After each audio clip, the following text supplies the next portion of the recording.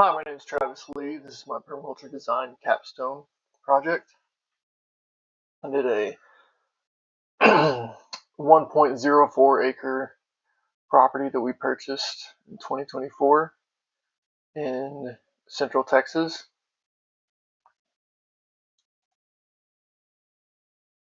Our why is glorify God because He's the creator of all things, and co-create with Him.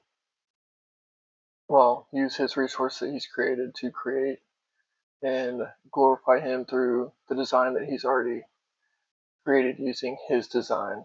Support family with healthy food and lifestyle. Create a creative educational environment for my family and others. This includes our community and friends. Debt-free, we want to be debt-free.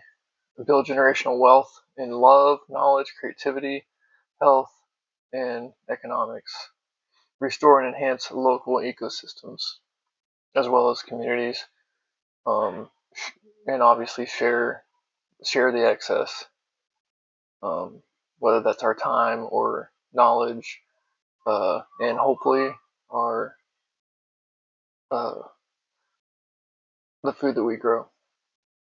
Our goals for this design are gray water recycling, water catchment, kitchen garden, chicken and rabbit tractor, food forest, tree nursery, mulch delivery from tree companies, ponds for aquaculture.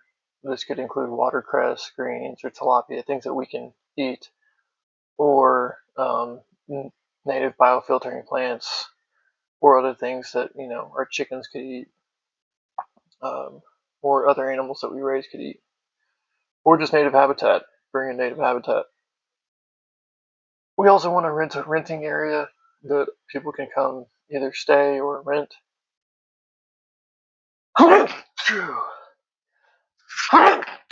Oh, excuse me. We want to do compost and human manure toilet, large compost production. When you see the site, you'll see we definitely are going to have to produce a lot of compost to restore our soil composition and just soil in general. Whether that's connecting with coffee shops or restaurants to get nitrogen biomass, and then the tree companies for the mulch. Both of those are big goals. How we navigate that is something we're going to have to learn. Intensive and quick turnover due to only having about an acre. Connect with cattle ranchers for manure, or horse ranchers. Our biggest concern with horse is, and cows, pesticides. Solar oven for us is a big goal for us. Solar oven and an outside oven, wood-fired outside oven, because cooking inside with when we have plentiful heat, plentiful sun in the summer in Texas, cooking inside and pumping AC just seems very inefficient. Ephemeral creek, reforestation and ecosystem establishment. There's an area on our property that floods really significantly, and we want to build a little ecosystem over there. Mulberries for pollarding and fruit and biomass. They grow about 6 foot a year here in Texas. So that's a lot of biomass we could really be used for chop and drop. Fast growing trees for firewood. Okay, here's our property. Again, this is Central Texas, Coryell County. 1.04 acres, it's called 1 acre. But if you look here, this is where we sadly had to remove some trees. This is the highest area. Well, this is the highest area on our property, but this is the higher area. This is it. You can't really tell, but it dips down here, and it's a cliff from about right here to here, and it's sloping right there. It slopes right here, but this area floods. You can kind of see the rills in here, the real erosion, and then it floods really, really bad. and then it shoots down this way. So we had to build up on this higher area, remove a good amount of the trees.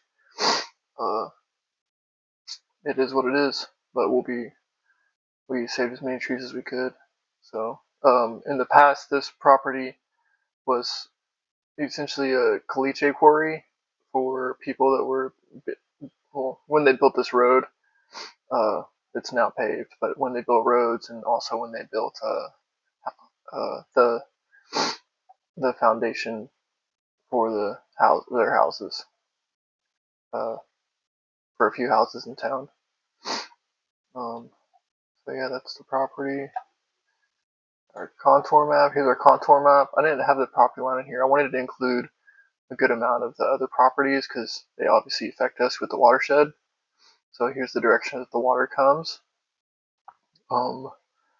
Pours according to the contour and according to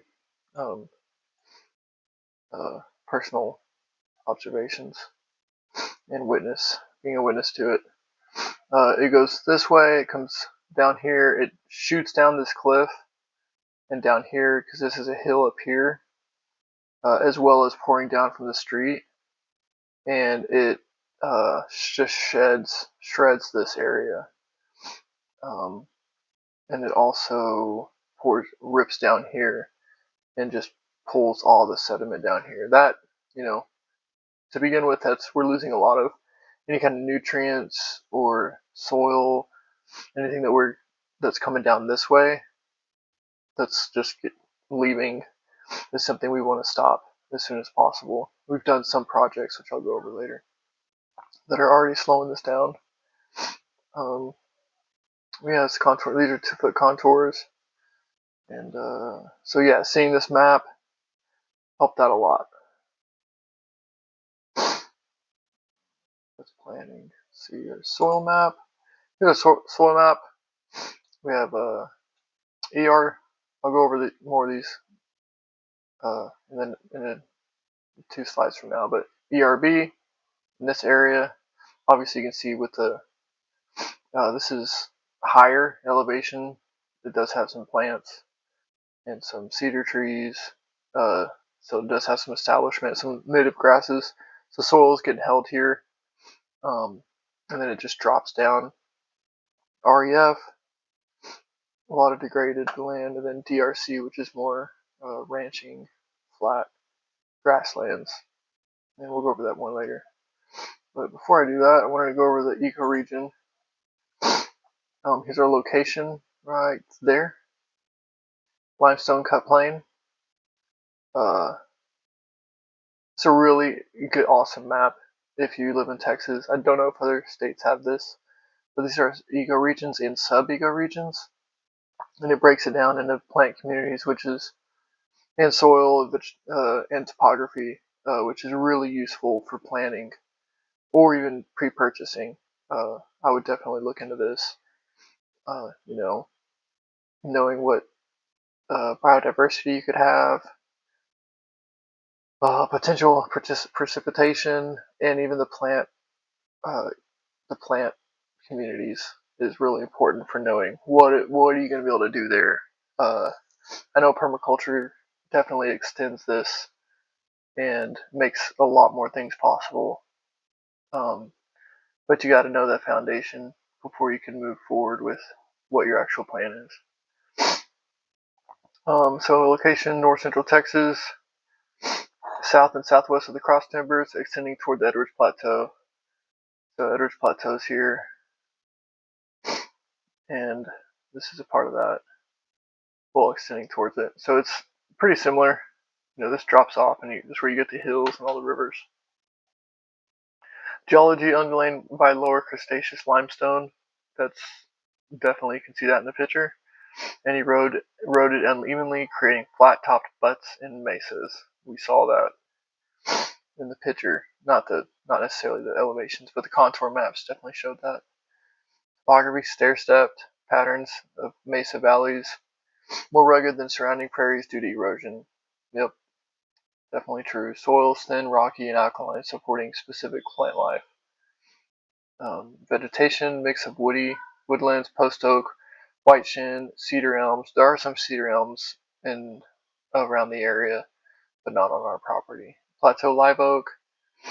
I haven't seen any of those um, on our property, but they are around the area. Ash juniper, definitely a lot of those, and grasslands. We have some mid grasses and short grass mixes, and we have some. We actually have some Texas ash that I've seen, which maybe came down from a river. No, just from water planted by birds, or honestly, I don't know, because I haven't really seen them in on other parts of other people's properties. Maybe people just get rid of them. Hydrology: lower drainage density than the Balcones Canyonlands, with water often draining quickly through the limestone. Yep. Plants: post oak, white shin oak, elms, cedar elm, Texas ash. Yeah, Texas ash. We got some of those. Plateau live oak, ash juniper, various blue stems. All that's true. Grandma grasses and prickly pear.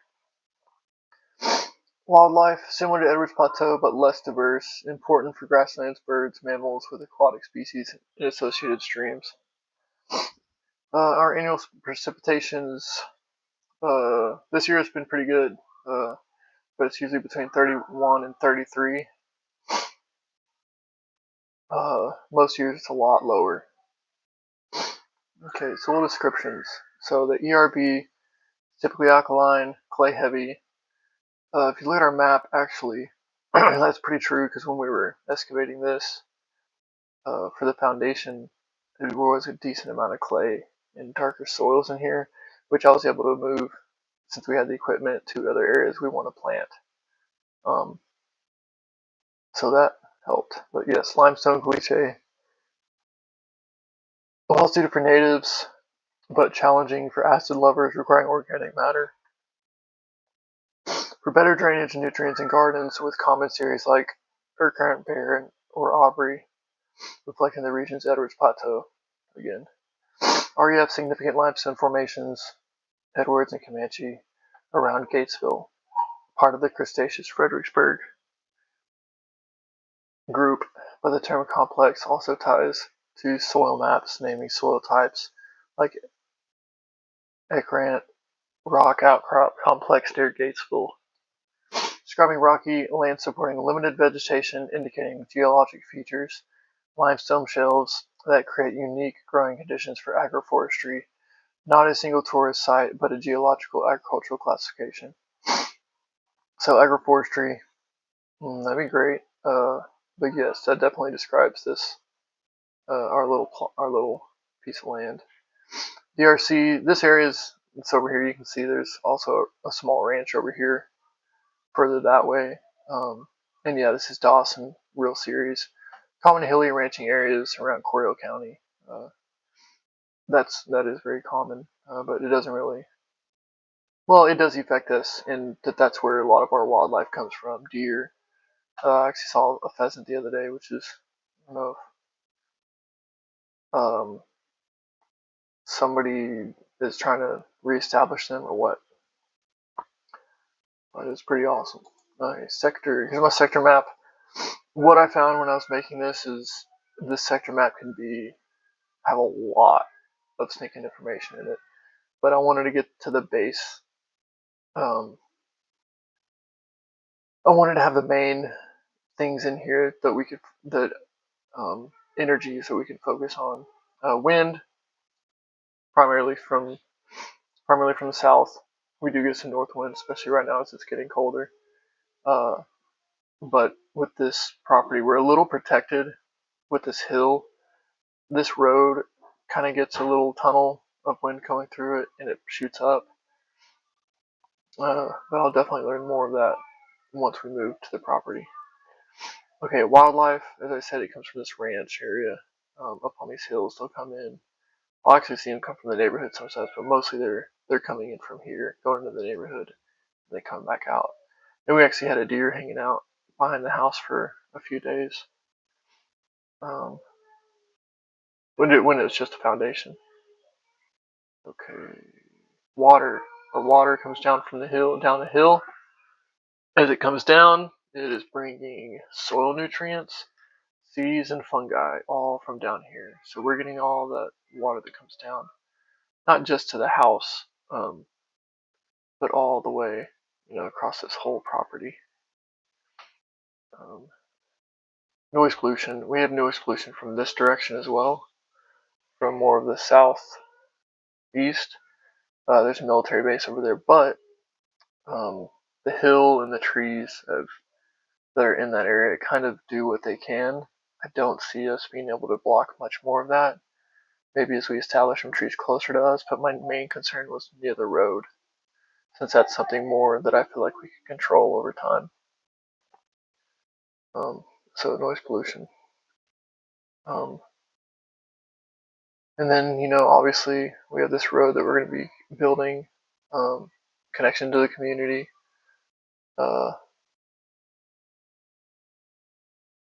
Yeah, that's my sector map. Zones. Okay. So I want to go over 5 right quick. This is our wild and recreation area. It's really large right now, because this land is so degraded. I don't think it would be economical at this moment for this design to plan on, restoring it, developing some kind of garden space for it. The distance from the house right here is just far, and then it's so degraded, and this is very shaded, which, I'm sure we'll find some niches here and there.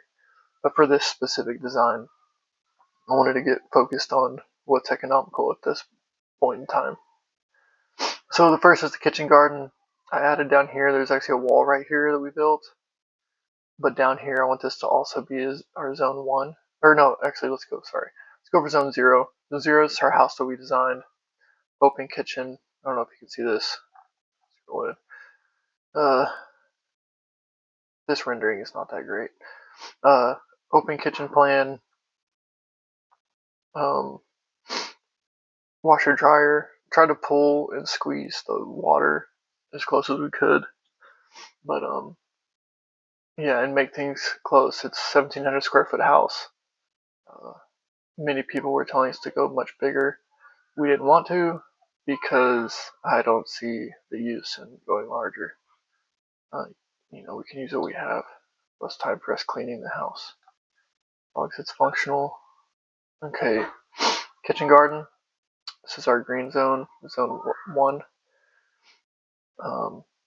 All this area, it gets a good amount of sun. We do have some trees growing right here, so there will be some areas where we get a little bit shaded area. Maybe we could do successional planting and have some greens in here late spring or late summer or early summer, probably in Texas.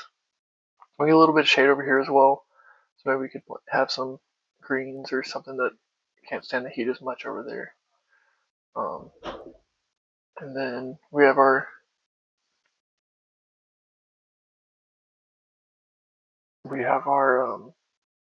zone 2, which is the blue zone. And that's our trees and our tree guilds. So right here, there's a lot more we could obviously do, but this is our main plan right now for growing our trees and our tree guilds in this area, fruit trees, and focusing on the guilds here because it's close to the house and it's on a terraced area. This is our crops. It's our crop area. Oh, again, I want to go over this A access, A zone. That's our access. We're going to keep this here probably indefinitely due to, needing access to the property further back for any kind of mulch or biomass that we need to get delivered.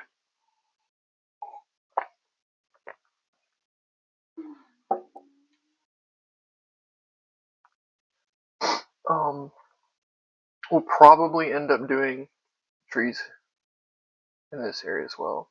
But crops, so this is our crops area, focusing on nursery, any kind of crops that we're going to need. 4 will be our natives in our food forest. But and then wild, we went over that recreation areas. There's actually a cliff right here. I'm hoping to build a rock wall. But yes, north, we got south this direction, so we get a lot of solar gain here. So these trees are going to help. They're going to grow as well as help shade some of our garden areas in the harsh summer. And the plan is deciduous trees on this side. So in the summer we'll get some shade. In the winter we'll get some solar gain to warm our house up. Okay, and here's the final design. For this is the final design. And I'm going to walk from here, from the road, up through the property. Okay, so first, this is an experimentation site I wanted to use. To just experiment and have fun with. I think that, obviously you can do that anywhere in your property, but I wanted this to just be specifically for that.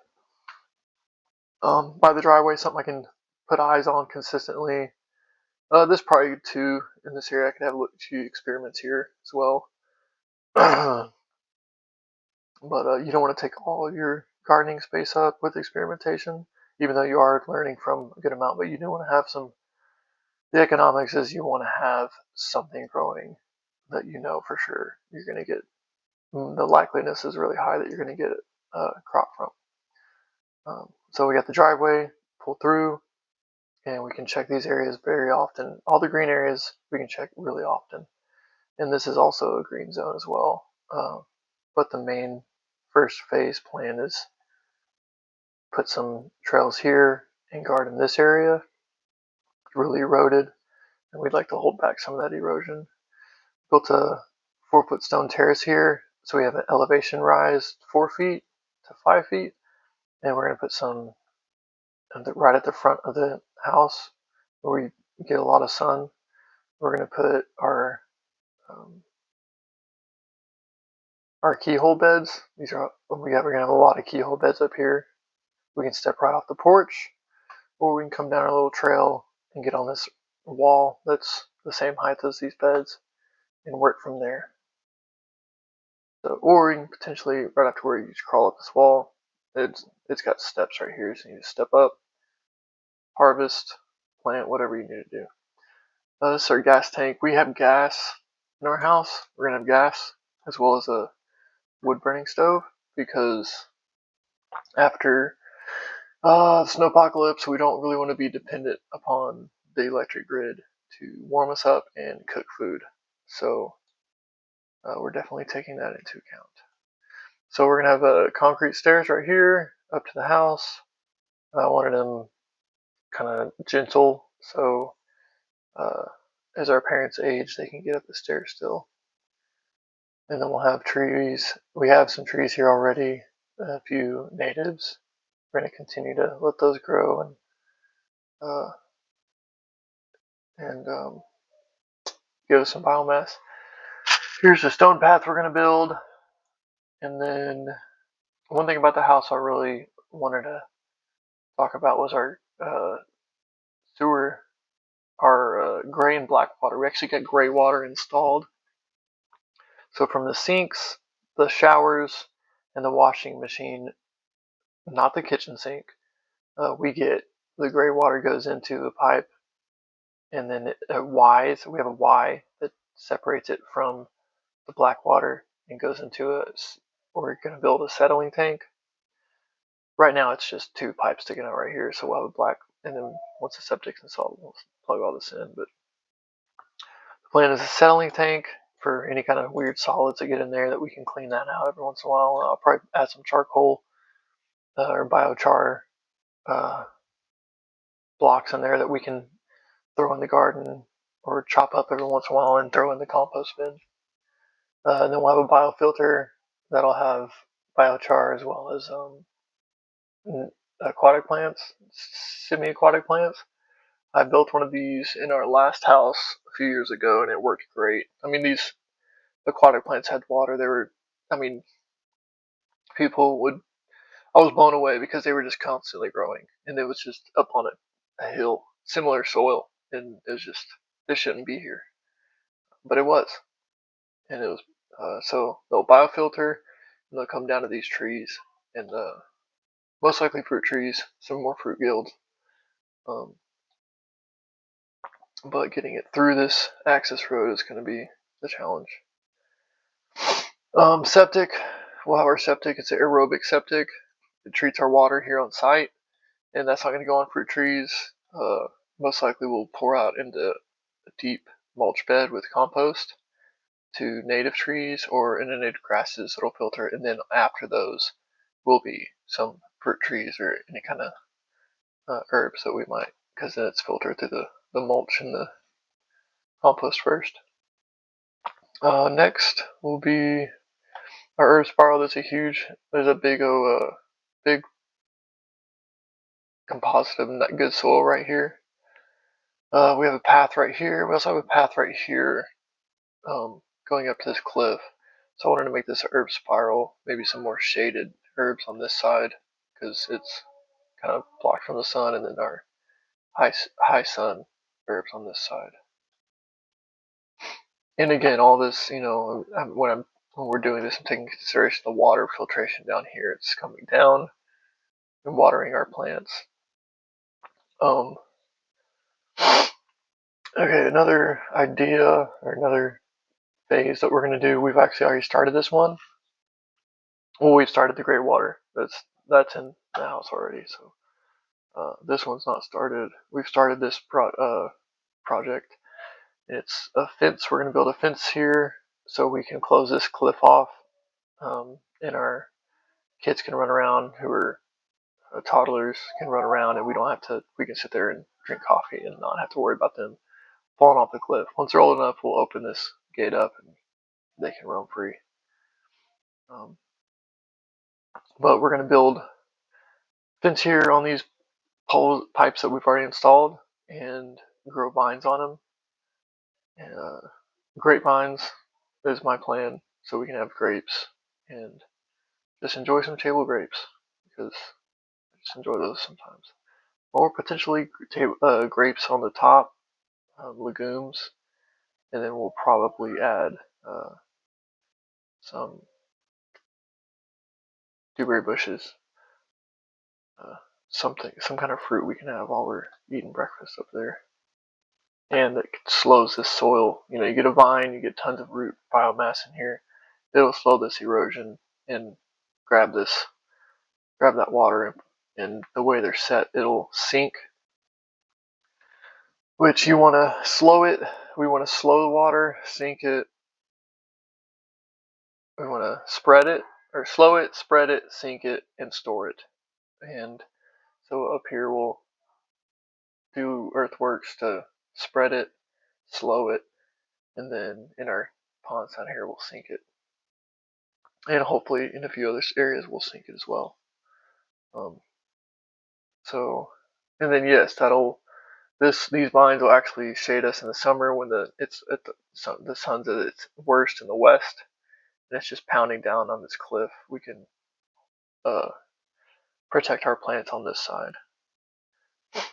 And oopsie.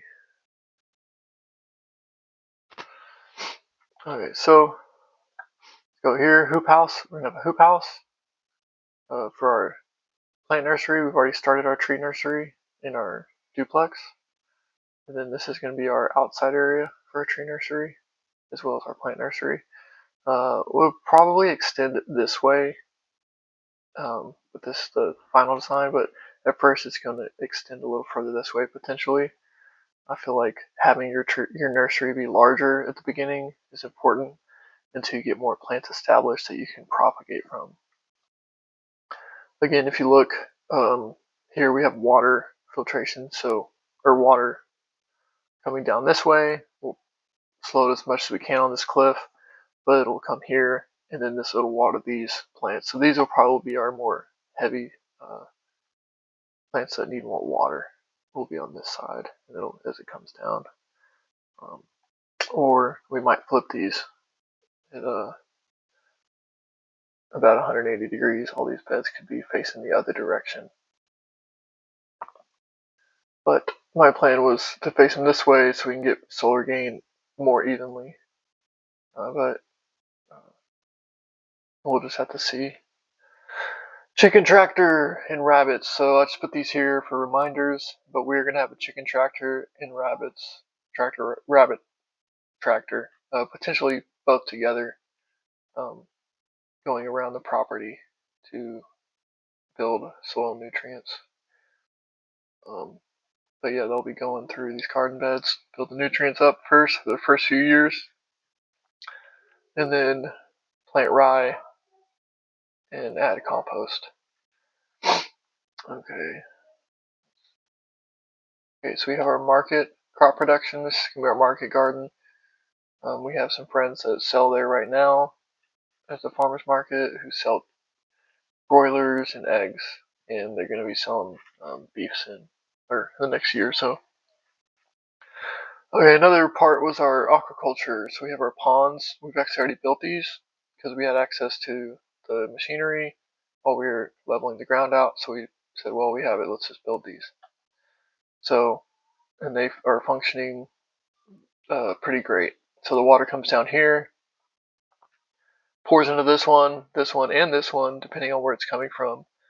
But I didn't want to build one large pond in case we ever had a break out of the dam and it just washed out. I wanted to build,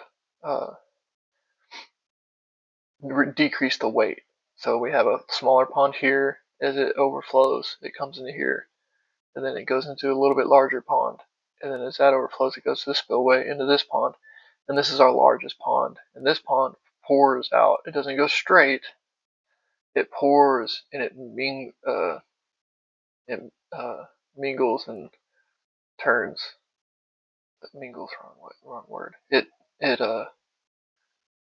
meanders. That's it. It meanders and turns. So it slows the water. And then we haven't built this road just yet, but we're going to build a road and put the L culverts in it so we can control the height of it. And this will be our tiny house area that we'd like to be for guests. One thing I didn't go over is our compost production. So we have this access way, whether that's going to be trash cans, but we do have some tree crews that know about this dump site, and hopefully they'll be dumping there pretty soon. And we have had a tree crew dump a few times in this area. So adding that mulch is really key for us. But yes, this area, we have trees, the goal, and these are in our nursery right now. Well, most of them are. We have cypress, sycamore, pecan, cottonwood. Cottonwood, the plant is there, near the water, grow lots of biomass. They grow really fast. Cypress, really strong soil holders. They're a top riparian tree. Sycamore, also one of the top riparian trees. But mix those in there as well. And we'll most likely have some sycamores in this area near the gray water to drop biomass.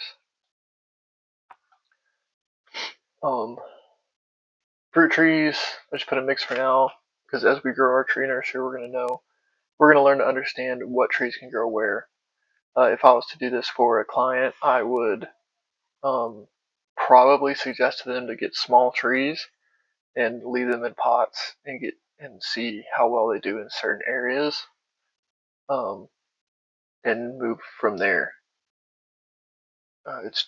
It's smaller trees may not look as aesthetically pleasing or as pretty as fast, but they will establish a lot stronger than a $400 or $500 tree. And then we have junipers. I got some junipers from further east Texas, and I have a few more coming. We're gonna plant there to the tall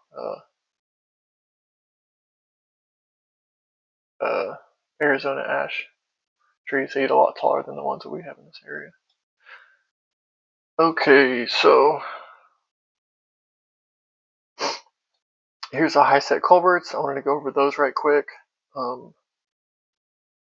So our connections are, we're gonna have small compost. Our connections of the water drainage to the property, connections to the community, and as these trees, mass majority of our trees are planted higher than where the water drains, so the energies will be coming down. And the goal is, hey, we have this hill, this is what we have to live with.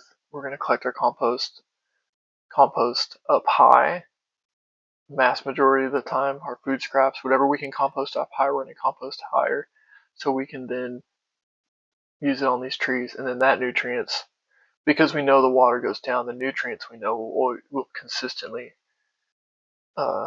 until it's completely reforested and growing things, it's going to consistently be moving downhill into these ponds. And that's another large reason we wanted to capture that energy and the nutrients in these ponds, is to, whether that's grow fish or grow plants that we can use. We're slowing it down. Okay, so high set culverts. Let me go over that right quick. Here's the high set culvert design. So maybe somebody's familiar with this, but here's essentially how they work. This picture is not to scale, obviously, it's just an example. So you have your PVC, let's say L bracket, you got a 90 on it, comes in, goes out.